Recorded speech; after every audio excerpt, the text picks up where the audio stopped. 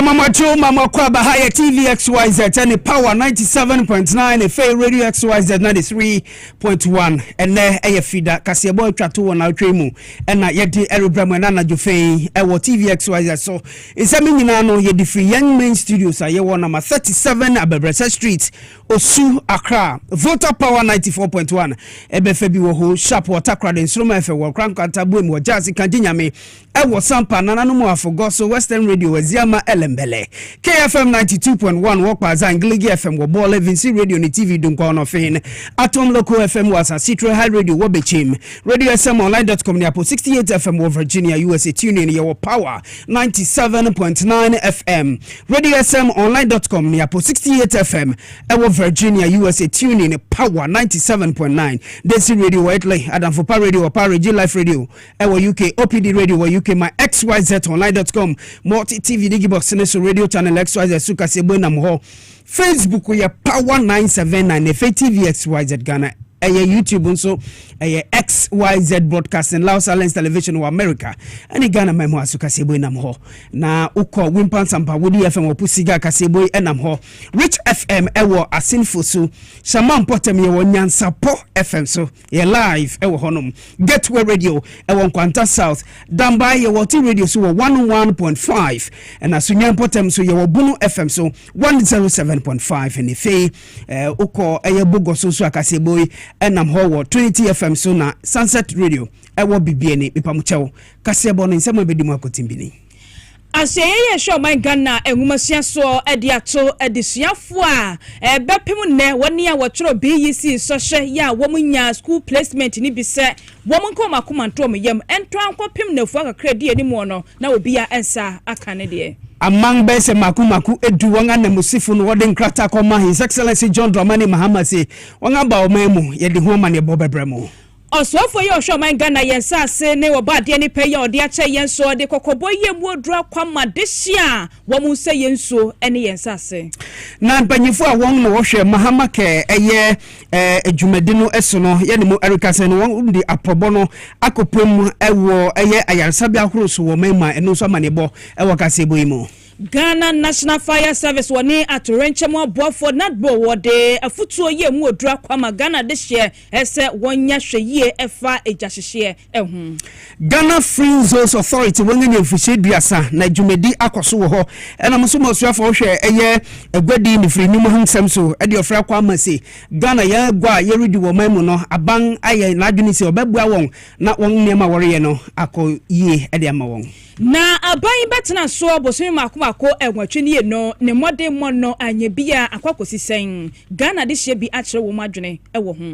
na yeboko eyagumu atakwa mpotema honom na won hene echemse yewra John Dramani Mahama ne tumupo no se obehwe so de asrafo bekomia yetu fam gudia enam ne mra kwanso na yenga branase no osisa dwumedi gina yo mampani ngesi no Ose oni ne yadwene edom kuma ye wo mamra hyebedwa fia de hye bia wo mato baha kopiemu ewo Cote d'Ivoire manu emu a wo free benyiri no sabrai sika hodo bi wo de akwakoso wonum asene na NPP amanyuku no wo de nsem bia betugwa wo se wo beyo ye kire Iva mchamu nchire wo Kasiebo wo so ne yentina so ho na ye Friday eti edi ni nyina mu nchire mu ebe mamo kopim se eye nonso bebo no ene edi nsemi ede erebramo acidance nkoma solak natural clinic so nga beso ase medi Moses ka ho bi MTN Ostek real estate ye demase 3P garlic mesha Ruta natural product haxa mesha yes acidance ronko eye mode mega cash ene fei power specialist about hospital ye demase misa kanu nyankopon ya duma brand joda eye afufida enti ye the mega cash ebebramo midimunchemu ebemamo let's talk educational consult in the Spanish garlic mesha Little George omunyina eka ho bi ne na dwofe ye di inseme ere ebramo akenkanfo ene fida anadwofe midin dia kra kofi daako mene da chema akosia oforiwa amanfo esanse na ye fidanti mise mo adwenkyere no ye bekenkan o Facebook di mo fa messages no emra ye fensem no emunkyerem ankasa enen His Excellency John Dramani Mahama eye Ghana mampanyene na ye ni mo Erica say no amang makumaku edu ena wode won krata abra no ene de e won atenan e won kramantema no richimse wode ba beto mamu no aso won man anase Ghana ye ni won kitahude no obetimi ahyemu ikena sa won a wobaye eye Kennel Shem Shaliza Amadi a ofri Kenya, Efe Amadu Indene Ndoye a onusu ofri Senegal, Frederick Lanschuft a onusu ofri Germany, Christian Stefan Rogg a onusu ofri UK United Kingdom, our bepi wo maimu, Efe Rooney Skembech a onusu oye EU, and as the European Union wang anemusinia onusu waba maima, waba beshe yeni Ghana eni wangno, nkitahudi ada yentem no, yebetimi ashemukina, wabraju mediari koso, ewo mampenyin atina no na yengamani boni wisdom headed jome ejina ho. Amai ahudro edu anemunsifo nene His Excellency John Mahama etina se eje won letters of credence, Ambassador of the Kingdom of Norway, Ambassador of Denmark, the Republic of Sudan, Kenya, Republic of Pakistan, Senegal, the Arab Republic of Egypt, the British High Commissioner, the Ambassador of the Federal Republic of Germany, and ahudro bebre. Wonkita hudimuno Senegal Ambassador Hremu se ohwe se ne omampanyi John Mahama adani ho edi a ohwe se kemaminke bamembu ekoso yi na yade a eye krabehwe pa afenso se ne waso galamsey fight ya no yade a Senegal behwe na wusua de efimu pa. The benchmarking that Senegal has already started in oil and gas. We are taking experience of the Ghana, how you're managing this sector, and also the galamsey sectors. We have seen the way and the push you are making to make the sector much more profitable for everyone. Senegal also is producing gold, and we are taking that experience with us. That will help us also make it profitable for everyone. We just appreciate the way that you are managing and pushing for the infrastructure also. And all these are ways that can help us see how our cooperation can profit on this. His Excellency John Dramani Mahama ashe sa ambassadors nyina bo se aban behwe na oni won ayejuma se ne ese na efata na maye atoye. Ghana has enjoyed a very good relationship with the European Union, and we have developed many projects together, and we hope to continue to do that. We appreciate the EU's Gateway program, and we believe that through that, the EU can assist and promote sustainable prosperity across the world, and Ghana intends to take advantage of that. But we do believe that with regards to trade and tariffs, we must play by the rules. It's wisdom headed jome and odia maneboye few mampening atna edi brayen.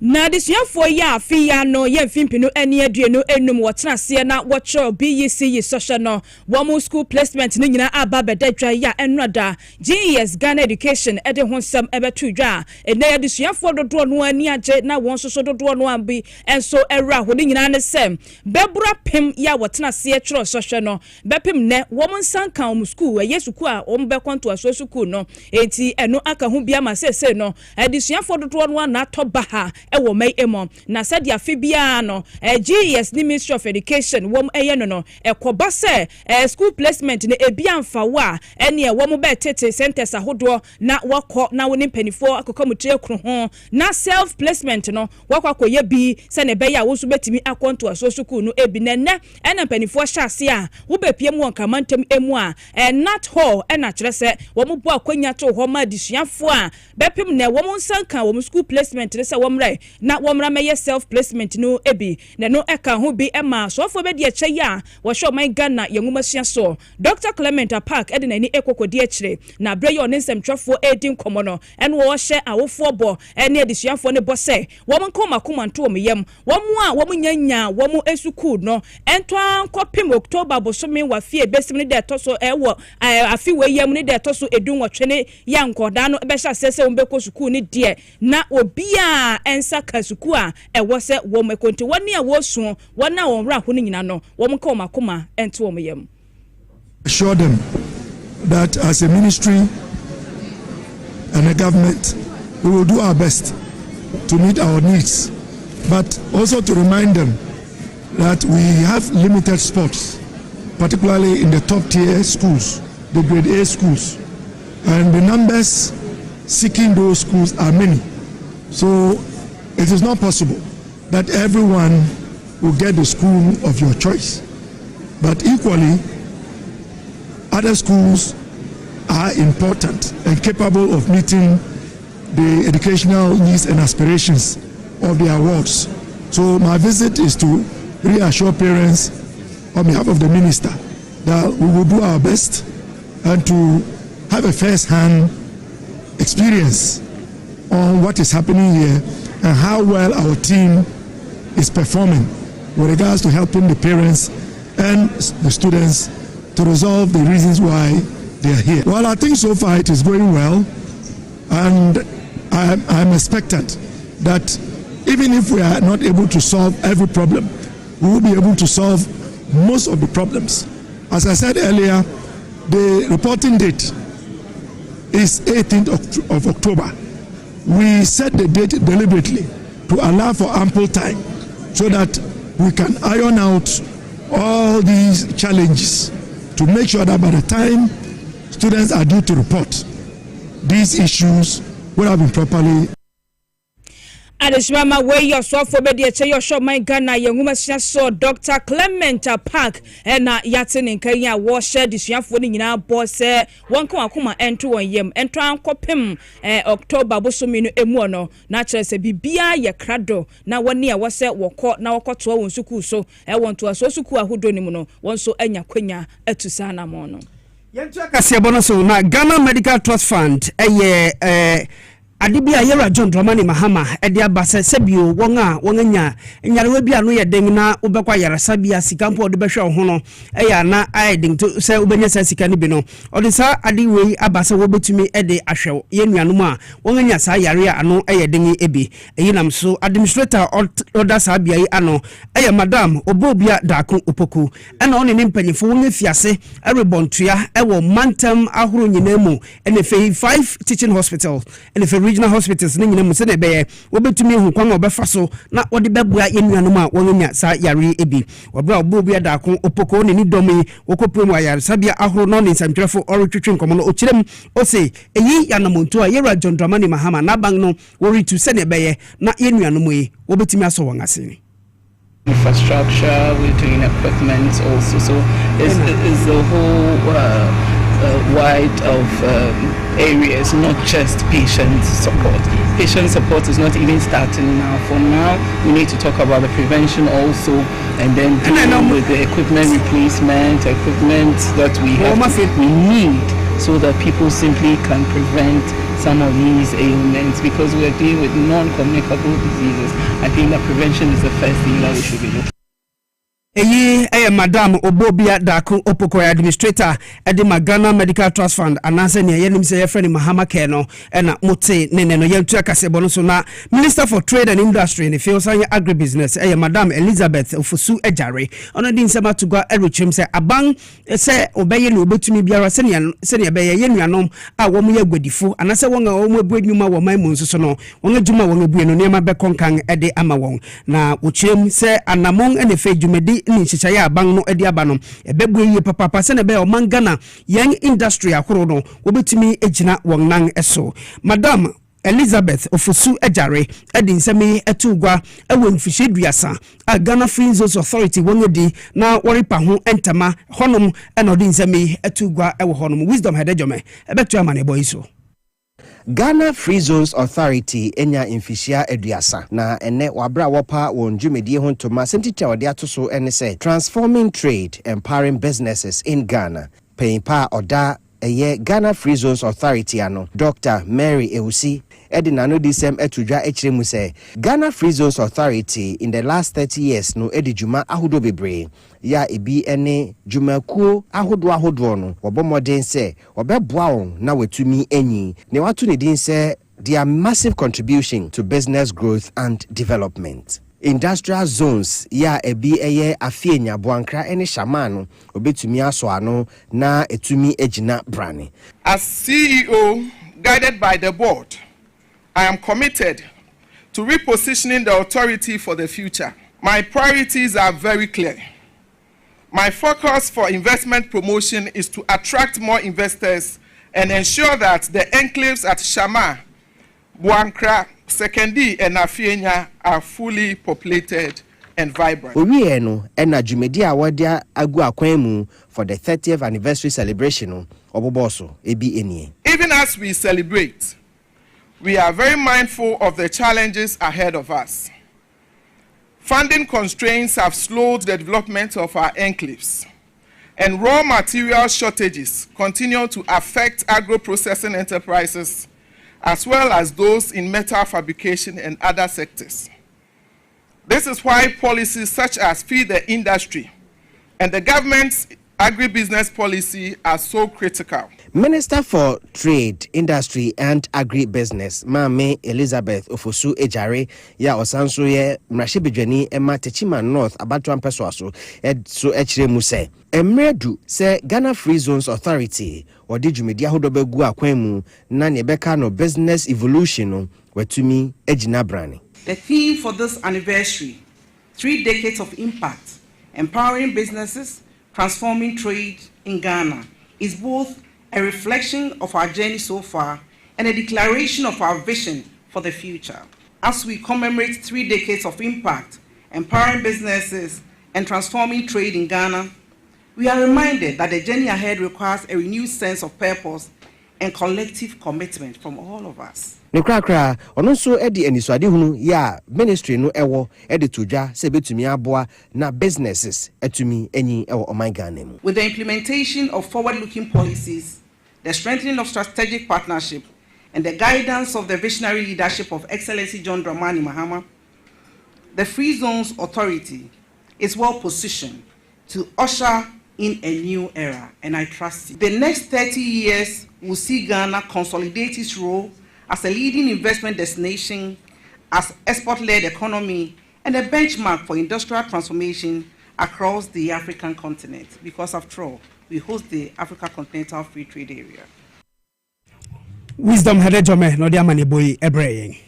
Also for your no na show my Ghana yensa se no obo ade ne pay ya wode ache yen so eyo no mwanyafo Emmanuel ama Kofi Bua na wode kokobo ye mu odra kwama de hye bia ye kamra ye wo mamuom so de omu nimra so ye se ma ye nkonso so enkonkotu galamse na so se ehwa no mbekọ yensa se ne yenkwa ya hodo a wo mo se no no wo se sa afọ mu nyina yie pa ene emika sai no wo kokopie mu ewo wi so ye no wode ye 9 months fuoi ntuma eba chirimu ya excavators ahodo womo atimi akwakoje womo any National Anti-Illegal Mining Operations Secretariat 9 months for no eno onu omo petrol ewo River Ankobra no eso ye no efri wi oso ade kopima kango ye no ewo Nzima East Mansi no emo na eno no wo kire mu se no se uye illegal miner na se womo ensa so mu a eka biara ban ne bebo no ubechia sa aka no na mra bi the people who are doing this have declared war on the people of Ghana, period. They are not simply looking for gold. They've decided to completely decimate the Ankobra River. And they don't care what happens to anybody else. I think this is one more reason why we have to put our money where our mouth is. And I hope I can bring the Minister of Finance, my good friend, here to understand that we need to mobilize all the security forces to stay here permanently because we are at war. As you could see, almost every side of the river had been taken over by illegal miners. Makeshift accommodation, which means that thousands of people are still active, engaged in illegal mining. And what is sad is that you could see that they are basically mining close to the water and then basically discharging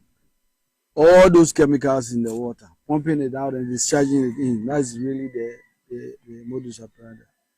What was even shocking was that the Minerals Commission and the EPA somehow have also given licenses to some mining companies. I think effective immediately, those guidelines that says that 100 meters from the water bodies must change. I think it has to be 1 kilometers far away. That is if there's a need to even give any concession at all.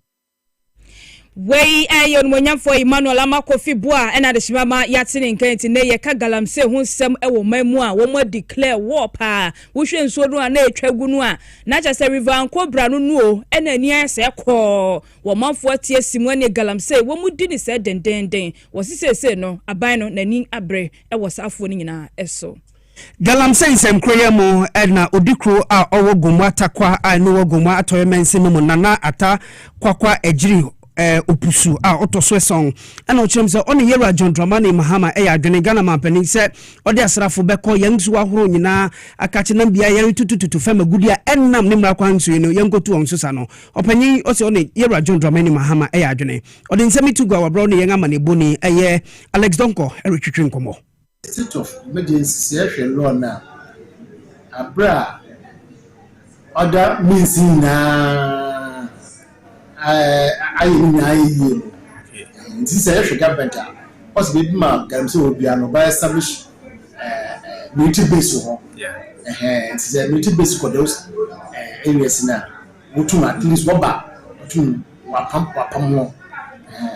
And say, dear, why the movie said, I lay dear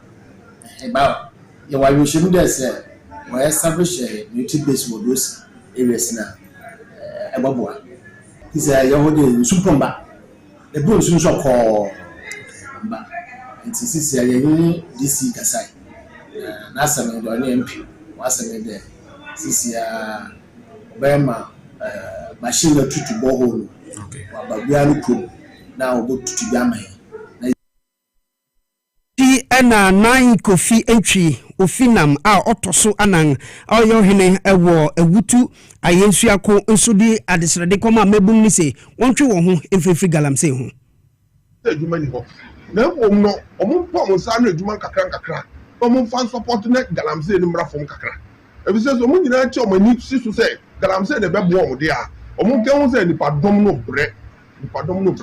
we ni afutu abede ma yufu minim pefie se adwuma no esi ebi ni oman no ampa so ye ma bebre wie school omuti fie omunya adwuma nye eno na ma omudi ani bre akọ galamse no so but eno so na ma dom no so bre enti se adwuma sua kra omumpa adwuma bi na omunsua na entumi moa sebi ye won sase opefu pasase na wa yefu a eba ma obi na watumi ayefu na wo so wanya ne awodo oyire ne omabedi Yet one summoner so na yakoya nim na to renche mo aboafo eye nadmo penifo ne fa ye do ewo tema west mansi no emo woni Ghana National Fire Service akonto mo ba kire mu a wo mo hyase ye nkyerɛkyerɛ de ma adwadifo ma bia wo mo ewo tema west ene ne potamu se ne be ye won ani bebo ho so na ye ka ejahyehye a wo mo timi abo ho ban de afre sanse nansan ejahyehye no do so pa ewo ye dwam ahodo na panipa ya wo no ene ye station officer ewo tema West Kasapreko Fire Station eye ADO1 Joshua Kupenu wono ena wodjina simpie so ene semtwofo di nkomo no kire hie hu behia se wo mbe sa nkyerɛkyerɛ ede ama adwadifo and NADMO came together to organize a training for market women within Tema West. This is because we noticed there has been some market fires for some time now, and we as Kasapreko and Tema West, we don't want such a thing to happen to us here. So we came together as Kasapreko Fire Station and NADMO that will educate market women to prevent fires from occurring in the market. There are a lot of things that we can do that can cause fire within our markets. First of all, people who normally cook in the marketplaces, we say that cooking in the marketplace is not advisable because most of the time people use gas to cook, coal to cook at the marketplaces, and whenever they are not attended to, this can come into contact with any combustible material which can lead to fire. And moreover, we have illegal connections that we find in our marketplaces where people have traveled from one place to the other from long distances and taking current to work with. And we advise that this illegal connection is not helpful in our market. Also, the marketplace has been a place for selling and also domestic as well, where people sleep and do their personal stuff in the market. Example may be that people using call, people using tender at the marketplace, and they are not attended to. When this call falls on anything combustible in the marketplace, this can also lead to fire. DO1 Joshua Kupenu Enadishmama Yate Nenken. Masha Begweni di Madeshe Yenyina Yewo Clotically about Pesaso, Dr. Zenato Ajiman Rollins, and Ode Isamatugwa Aquama Economic and Organized Crime Office, Yokofo, say one or so ngara, one modern to Betima Yom Kwanga Nam Sunti, was a Biaya, a Gwedifu Udigua, Ewon Kramantama, a Honum, a Cocoa Marketing Board, and I said CMB, I know Abuja Market, one Kramantama, no say, Uncle Grobi Abeje Abosia, or the Ribabe Dijumebi Ewohono, opening say, Sabio Yokofo. One modern no one shrim a womb, or the same yina to Gazan no brother, Gwedifu, at one who go mounting so I or yesterday, tia, in Penifusi, will name me tia, one a Gwedifu, on ye Juma Honoma, and yen swimming adia by in tia, Prakupe was it would be private developer be, Wabeji Honomo Aboso no say, Sabia Honomo Ghana Railway Development Authority for Wong Edia. A ye and a num sure penny on his entrefo attributing of no James and sending a nemasifa econom, the Ninja inti or Sra Bansi, or more than no Muni Pakupotia, or Teachira Wakoji Sabia ho Abosui. I was obliged to write a petition to the minister at the time based on this, and to ask that the land there be secured, since we had been informed that the land belonged to the railways department. And so what I would like to do at this point is also submit a copy of the documentation that has been ongoing in terms of correspondence back and forth. The reality of it is the CMB Abuja enclave is one that holds a very key part of commerce in Greater Accra. Also, a very important part of our food chain in an urban center, because most of the food that comes in from the hinterland actually arrives at the Abuja CMB market. And the huge trucks that bring it in usually have to park in these lorry stations. And so what I would like to do is stand unequivocally, and to condemn what is happening in this enclave, because it is very clear that this land is state land and should not be taken over by private individuals, especially when we are not sure who is giving the permission. And so I would like to call on the Minister of Transport, under whom the railways development is situated, to really come out and give clear guidance on this. In addition to that, I would like to call on EOCO to investigate this, because this is causing a huge uproar in terms of people's stability. A huge part of our informal sector is situated in the CMB Abuja Market Enclave. Zenato Ajiman Rollins, Doctor A.M. Mashebe Gwenidima Dishia, Yang Ewo Clote Kole, Abaton Pesiaso. Yet also na yako yenim na Ghana Mampenye His Excellency John Dramani Mahama wane NDC abenyi wamo ebe frotra benwa yi eso no bosomi makomako enwatwi eni a ekọ bosomi enkron na eno ena Ghana fo bia hyase a wamo ebu nkompo hwe wonu achi free sa ban betena so wode toto amamuo ye atwa mu koye MPP abreso amampanyi modemmo ya 8 months wabo na wode toto 8 years na eho a ene dodo no a wamo akere wonu adwene ewo ho a sa bre no ni titiriu adwade foma bia wamo ewo nkramantami emo oba osu a mo kire se Ghana Mampenye His Excellency John Dramani Mahama wa bonne ho modern papa enkantete no eye ATS etwa mu koye no wo hwe se de na niam abo wo soro na Ghana fu ewuo na Ghana fu esuo na bosome nwotwe panie no eniema eso atinya hwihwan no a we che se eyaban papa na aba no amamuo papa na ekoso ebi musoso edo madwen kire eto yensem twofo ahuntahuna wo mutisi montre so ewo so ne adwadefo mai ekoko di ehyemu edi nkomosen we mi na kaino atelo le faate no achakuno ampera kaino wewo mindire ni make to le ba mi kenha wewo mindire ni make no alesani bia na chena wana heni hawo we mi na no wa te le bi ni mto no jele no over change la agbo ni bra ma ba lele yen fine klo wa bele fala 600 cedi first wa ya bele 1000 bia na me ya was 600 cedi ka ba show ma na me fala wo won le ppp watch me bia no na no mo shi ache no first abc can be ne 18170 bia ne 15 ache no oh what wrong with bash bia no 50 Ghana no first 50 no it is 60 Ghana Then one letter 5 first I could be 25 ke 2 city. Oh my friend Abraham Madaroma. Candy. Biane light tell one agbe candy. Wa mi pele fe ka gbe. Bo ka wo fe lo kopo mi ba fun oje light here mi aka gbe awo won pa fai. Aba foforo aba no ene emu nsem ne de ahase ne eye yetete niema so a be na otwe ya this week ya ekokro no mase ato niema so kakra bi ayenye bebre de enti wey adwadifo ma bi ena de hwama yate wo mo kan ni titiri ba osu a wo mo enom ne yensem trofo edi enkomoi ya ebi mu chem se enkane no na abro bag na wuntimi nto e wo Ghana ha se swat ya ba fom se hu beye 600 Ghana cedis enkane abo nso so no niema kwa na ekofom na anu da ya na ECG for se 225% increment bi wo mo de ba wo mo propose ye na so yenya enyi ntumu bi mu kire se niema no kitwe bi na bi wo hodoma ababeto so na so so se wo de toto 8 years ne ho de a ene 8 months yi de niema bo no atimi aba fom pa wo mo nsem na yeti ye mo sisi ankran no wabo homode wo okay wo bo moden Oyiwala don. On say bi de kan bankranja. Okay. Nti mabesua. Nti sese wo say oyiwala don. Say medawase. Say wo mo kan matimi a kire. Yo, ana no egbedufu mi an mi ko su market no. Omo say wo ba ho no amenka nti so wo beto dokono na nto nchi na. Dinisa se. Beto come na. Come. Aka ko he come ka he ke na ka fitai. Yele na kan. No ni kan pe. Emu come dwe. Ka he ke na ka fitai. Utiase. Oyiwala don. Yente Kasiebo no se mfama mu na yenkopem wo bibiani anyaso bekwai menti ni mu ne sanse Mase begweni a owo ho na watimi di exercise book mako 10,000 e de akoma ni manfo ho no se ne be ya mofro yi wonga disua munsem enema be konkan ede ama omrahye begweni ni den ede honorable bright Samuel Brifo ochemse se be ya na ni manfo no benye huma sua mu ntetewe na won da che nema be konkan niti eno tu sa na monyi ansini omo da sumu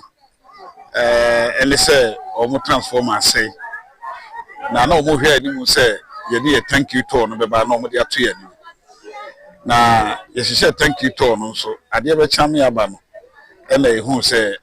mentim ho ase bi wo payfo ni ntem ya amanyosem enti say be baba be hye mfifi enti ato omo nkra say omo ntutu omo niema omo ntutu omo niema wi ya beba na no omo be di house. The image is not about me, it is all about us. It is a reminder that the story of education is always working together. It highlights a leader who believes, the teacher who guides, the parent who encourages, and the child who dares to dream. Yes, some may say that it just exercise those, just spend. But let us pause to think. The destinies of nations have been written with nothing more than paper and ink. So when a child opens one of these 10,000 books, they are not just filing things. They are indeed filing our future with possibility. Enwechi ena president Edma National House of Chiefs osanye omahene ewo sehwe wi oso na nanu matangonwa oja hoho ya ojebi ono so edin semtu guade na CPC koma mrahye begweni se wotimi abo asa mofrey ewo sabuksi a ode abecha won yi ehu na boto ntinedi kan no asetapa ne edan se kakra wa ya ne ni aso enim se onye scanupi a odura bekan ya kan we ewie no ankura won potem ha na won awo acheli bente nyina no ayehia omoa awo adisuomu there was secondary schools so ha there were primary schools JHS and nursery ne kan ka ho nyina mining companies business people wo bibie ni ha anase ye municipality ha esremo a kakra bi obenya odbeboa adisuo no ye beda wase se seven kwara ya wo ha mpo na otiso bi eya ade nti obema na scholarship bakope kwa university a eno so Enwechi na mention mo panin a ohwe ho mesia ho sem so ne din de ora Richard Boateng eche mu se sade we ebebua na nankasa nso obehwe se mo frisa books a won anye no obetimi ahwe so ye. For the presentation that the MP has done today, it is monumental. 10,000 exercise books and 5,000 pens. I believe it will help the children to prepare as they start the academic year, to help them as they move to the better learning outcome that we all aim at will be achieved at the end of the day. Edom kuma ya womo ewo maimumra shebedwam womo akomotoma abatrimu amasabre no watu nipa bi ya womo ewo dom kuma na fase wonko piem ewo Cote d'Ivoire maino emo na Ghana de shebia womo atoba ha ya womo akwakopiem ewo honom esan gbenyiri entokwasem e man hum ne so ntino wonko ye omwa na wonko so wonom asene kakra na meka sai no sefa no 2 million sefa ena sabre wode akoma Ghana de she ya womo ewo Cote d'Ivoire ya wombeye empem du miensa 13,000 na nanasafo aje aye bosome frɛ homra hyebedwane en wodi edom kuma nanimu a wode saa nsɛm etodwabre ya omode saa sikabotini ekoma awom yen kase da fofo ye samba du because yen pese ye ba beto mo ha na ono so wa kyerɛkyerɛ yasɛm ni yi ene ne ko dan no ba ku wo kyerɛkyerɛ asɛm ni yi sɛ enye si yebeba ha ne yebeba beka so mumbra omu pese mo te wo empenifo na asem no kra on te se yabura na mampeni John Dramani Mahama sanko for me no mo te assurance no mo se afedi o mema asem no anu atwa mama mo saa e ni se mumbra baka na mo befo yesu ye ko parliament me ko back to Ghana me shamo bo se the number 2 in the minority in Somalia on number federal markets are down and Musuma is here until the party MPP in Somalia yes we are number 2 that's what we say Wey ayanana asafo je aye bosome frɛ homra hyebedwane ena de himama yatin nkan Ghana de shibi a won ewo dunkwa a eno wo apadencha epoyement no mo won fifi mantam kyerem se Electricity Company of Ghana wo de won na kwan bi so a wo se wodwene ho a won te wo ho ase wo esan se wo se anka bosome biara won eye bill a wo de rebre wo no be se 200 Ghana cedis nso na nze wo de bi buy no be se 1000 copying 5,000 Ghana cedis enti wo se won te wo ho ase wo mti wo sra bank so mre mu no me chemu fa ma ni nti a yisi gifo eritu sana mo yi. Every month be a bill eba 150, 160, Abusway 200 cedis. Ena May, the month of May, maybe only by 153 cedis as usual. Ena June, no, maybe 1,242 cedis. There is nothing additional added to the electronics na usual fear hano. Kama musandi adjustments can say adjustments near from February to May and no quiet 3,327 cedis. And no more 1,242 June bill ne ho. Inti Korea train na me bill only over 5,000 cedis. And I me call her almost say adjustment. Me busa enti eye Ghana de shibi a won ewodunkwa a no apadenchra poyament no mu ewon fifi mantam ti yesere mpanyefo se won to wana mon enfa emma won ewo ehonom na NPP amanyoku no wo se wo be ye kire wo be no wo se edin eda so eni se wo se won suru hu biara Oro Salam Mustafa youth organizer ansa na ebeto aba no se eye ba o me wini a obetwa ne ti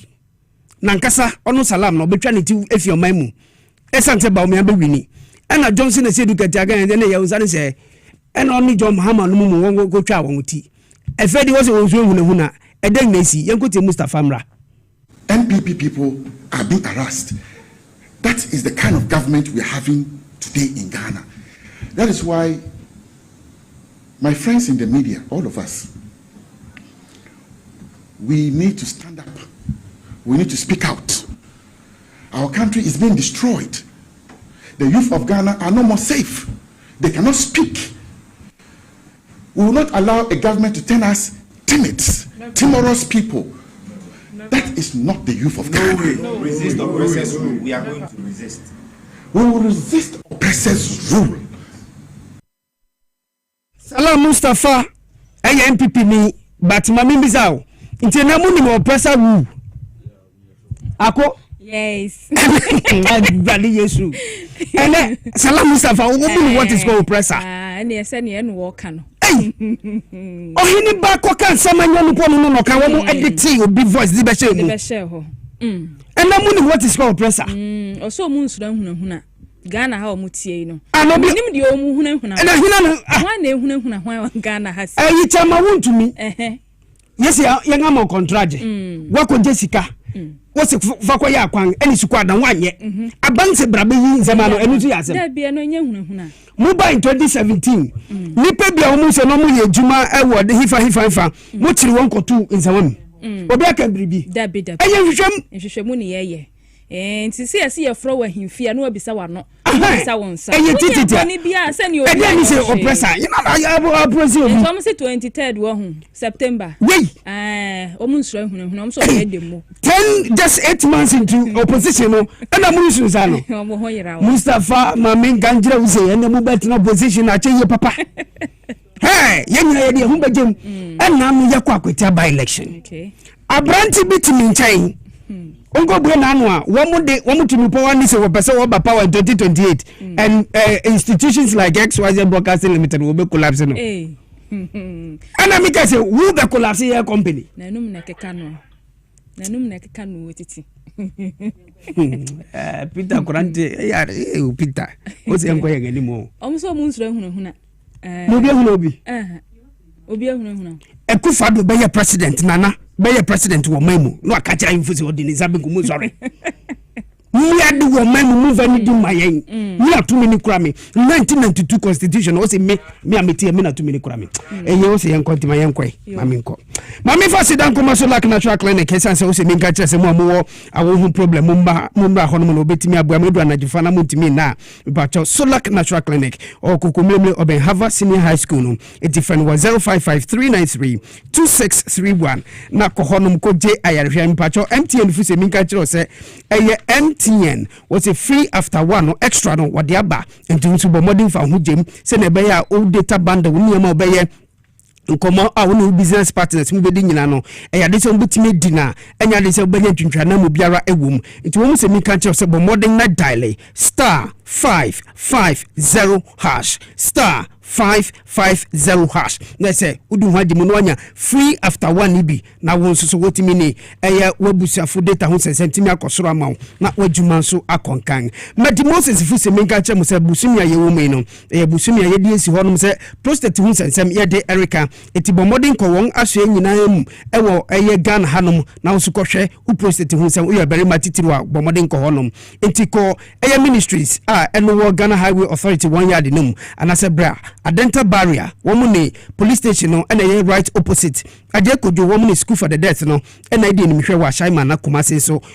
yenko ahenema kokoben wo se mega che so wo betete so ama hamu chiche medue no 20% off no wo beyi e de free so e de ama bo modern na friend 0244 068 447 na Ostek Real Estate wo se mega che so won tase e wo dodo wa ayikuma asebido yumu afenya do wenya ni Shai Hills no wo se nkania akwan nyina nsunsu ebi ewo honom enti fra 0244 684 069 and 0240 933 748 and 0266 101 406 3P Gallic Misha Dr. Prince Mototi pipacho oyeke NUST train eye herba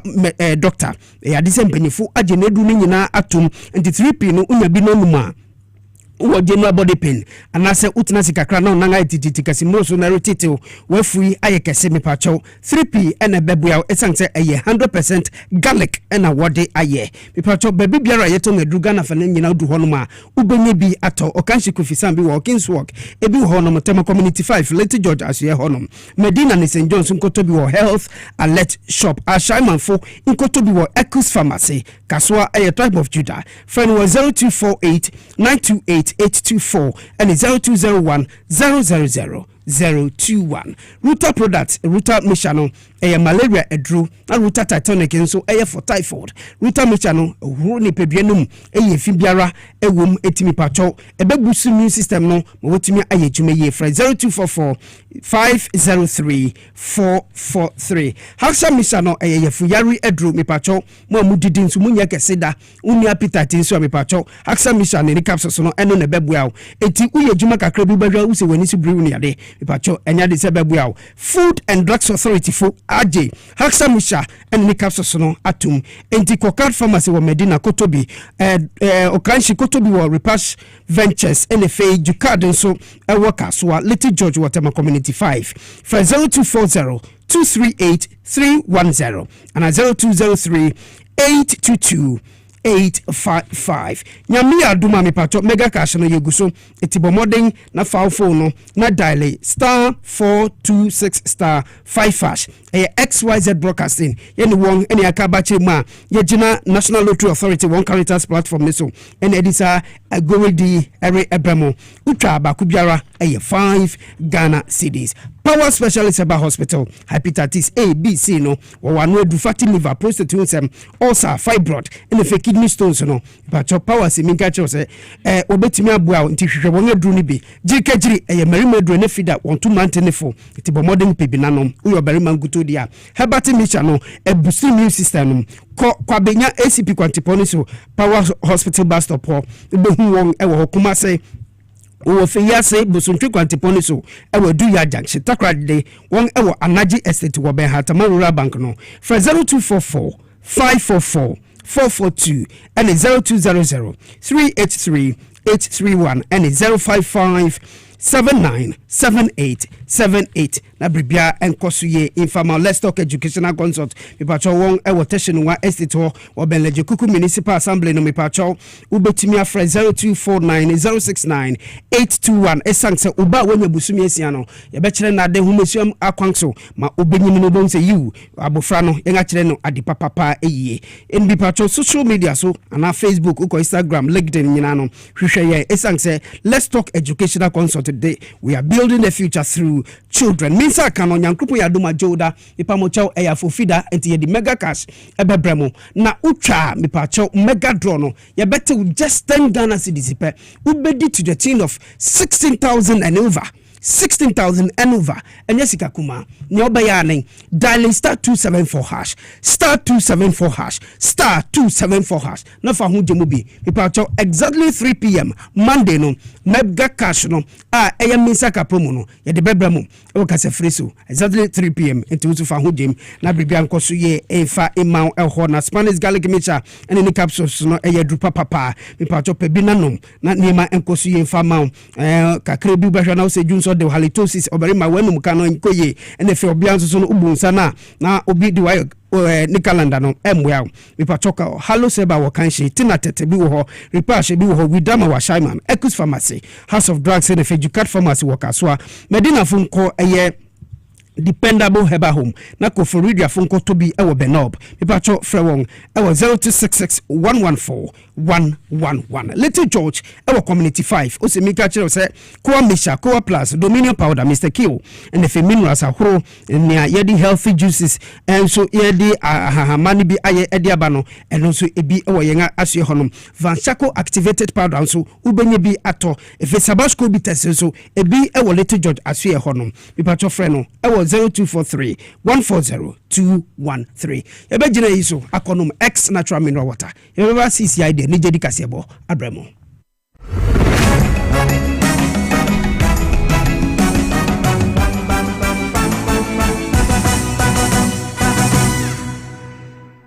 na ede na aya obayi a oda forma so ne yafunu emunumuni oh Mr. Entry also ya reya titi bi benfie pi nanso ne yam nyono da se me kire no ahodo amato a me hunu hwe a ebe ya nwanwa menyi ni se what also tamfo Hexa capsules any Hexa mixture yanum bom kotia also no bia ma no anom anka ne ho ato no dadaada also dro de eno ani Hexa capsules any Hexa mixture ankom ni nchiremu also yekura eto yafunu ene ensunumu etuma wo yafunu ekeka wa wogire ho a enyi also etumi ema wo ye check ebra wedi di awie somehow eye ulcer there compare hexa capsules and hexa mixture nanum bom na ho ebeto pedudu atua ko okanshi drug lane kumasi dani herbal takrade AA Mensa anafre 02038228855 apefo abatan ya woma won mofra no fo ene mofra woni mfie dumienu enka ho Haxa capsules and in a mixture. Ulcer time for FDA aje adwadie nkrato yi atom.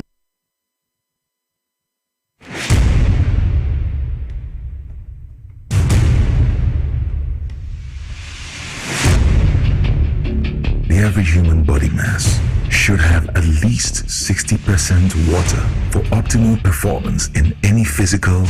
or mental exercise. We can help you maintain it naturally.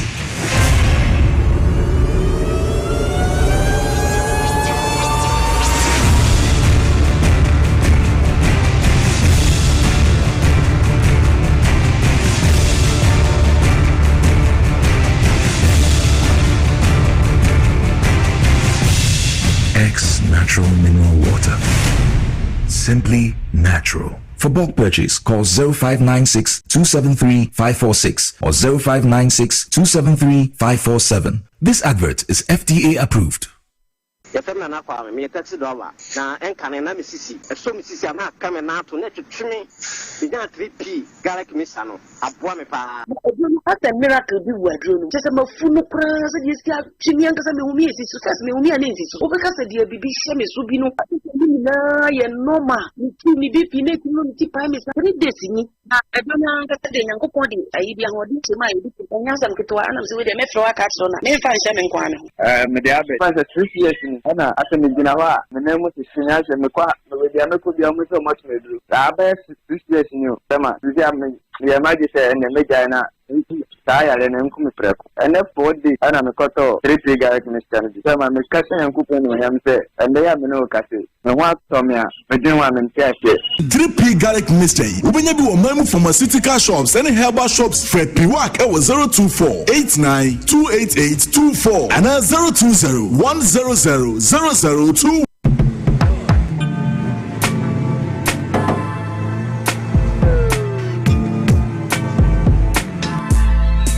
Welcome to Auto Check Vehicle Diagnostic and Licensing Center. I hear my car can be checked here without going to Accra. Sure.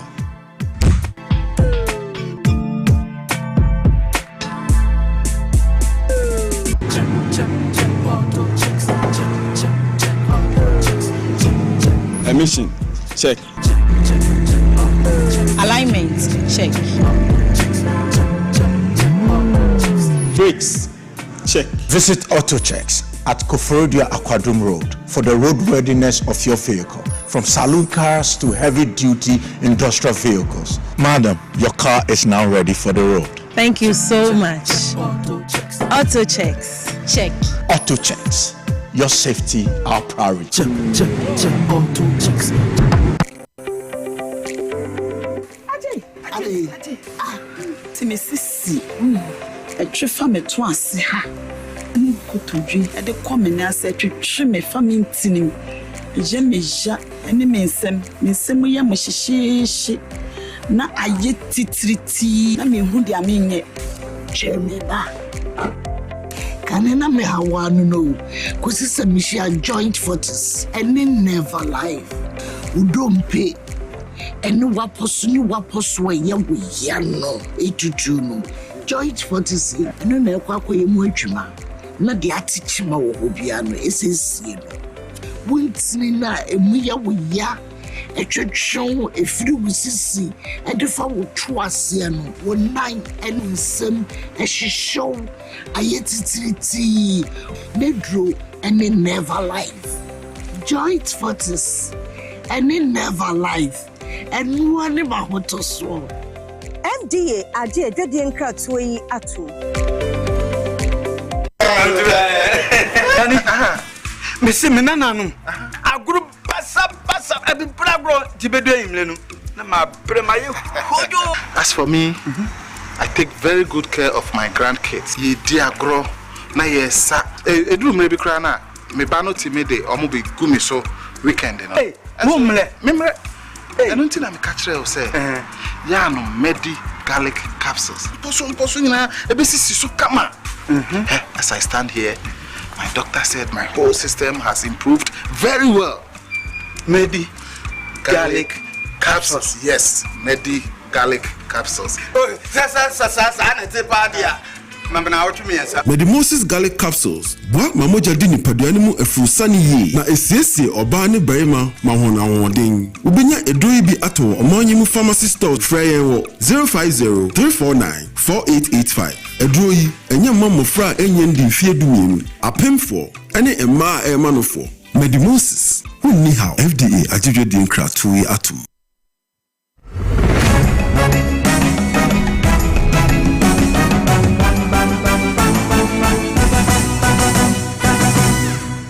Yes, I am Makwaba Higher TV XYZ Tenny Power 97.9 F Radio XYZ 93.1 and AFida Nijedi Kasiebo Ebre anaso ya dubia PC ya kwaba. Yeah, ni akra. Somni enkwe. Na me somni yereko eye Kumase eye Asante Memu ne ho ene Asante Hemia ono wenya ne baby ko Nana Kunedu Yadoma otoso ebiye ho ena woye na yi fiti eye Jodano Barbesi eye Enra Yawodano. Ho na eyi no ekoso ho nti wa hwe TV XYZ Radio Power FM Facebook ni adni nyina no hu se erekoso ho na akra ekoso wo Kumase sa na onim se amamre fie nti se Kumase amamre fie dia na niema bebre ina bekoso ewo ho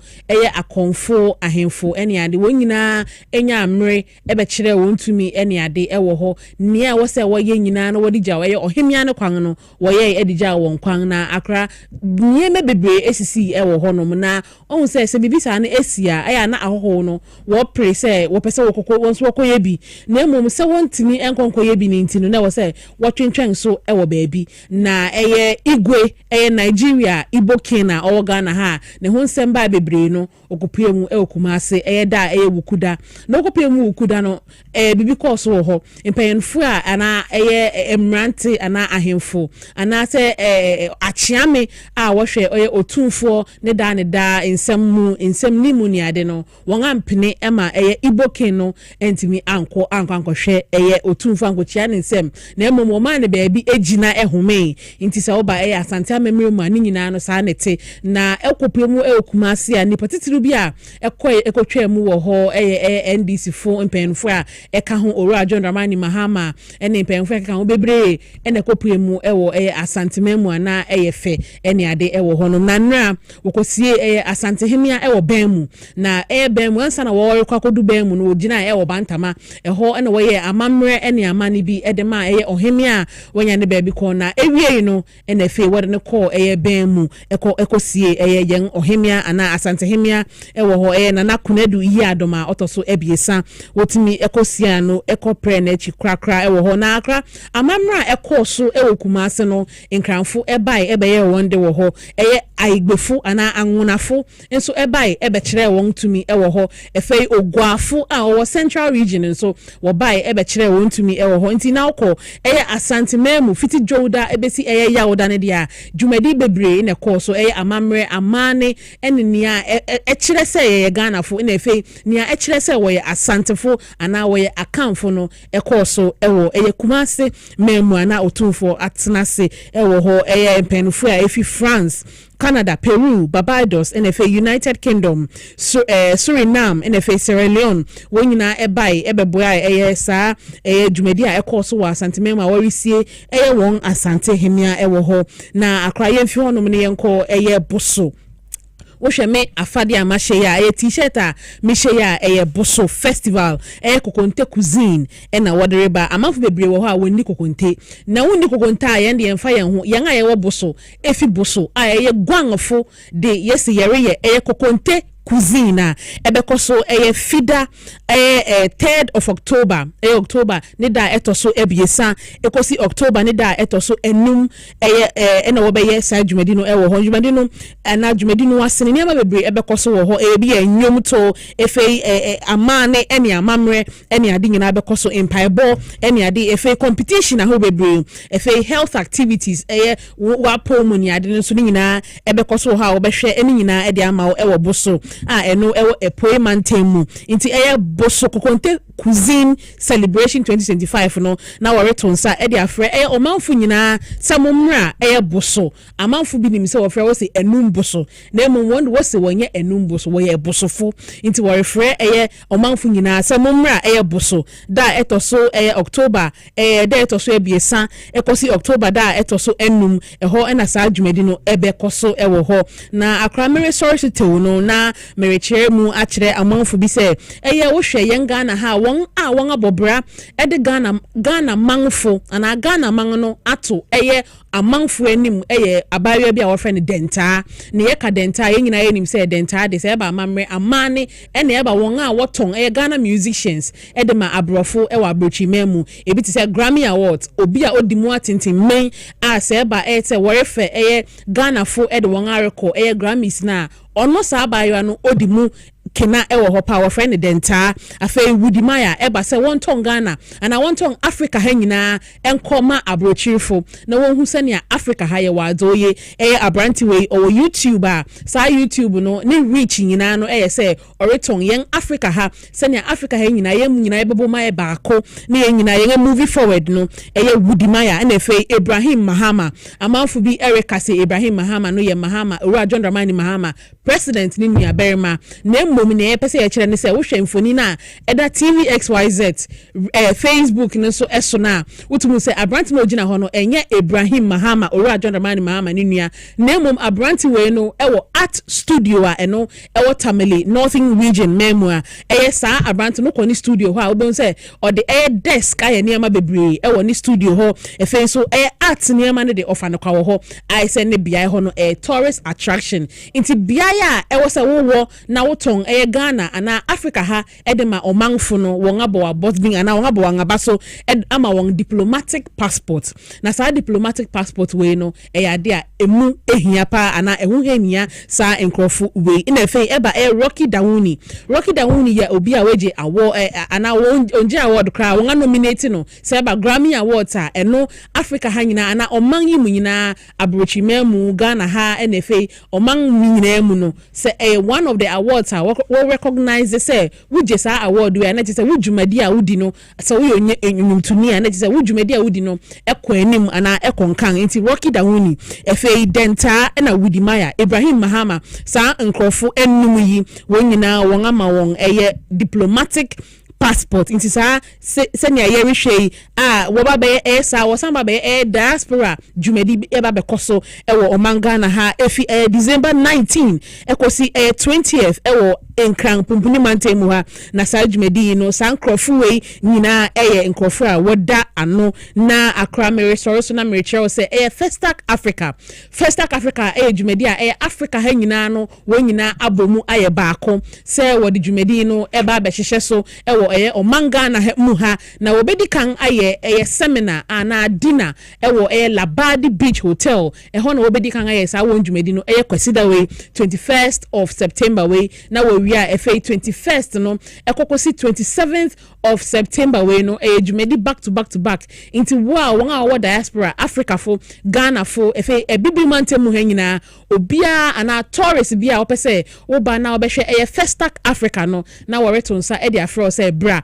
Ghana ha ho na dwumadi no ebekoso 7 days na dwumadi no ebekoso inti na akra mamenyina so se na yereto nsa e dia frɛ omanfo no na joda dwumadi no ekoso a ye de bebrɛ mu inti na menyina so na mefa enigedi sem Kasiebo no ensi ha medeja edubia animpesi ya meda CP so de enigedi Kasiebo abrɛ na ha na yedi nsɛm no nyina ebesi ede amamo na tewo no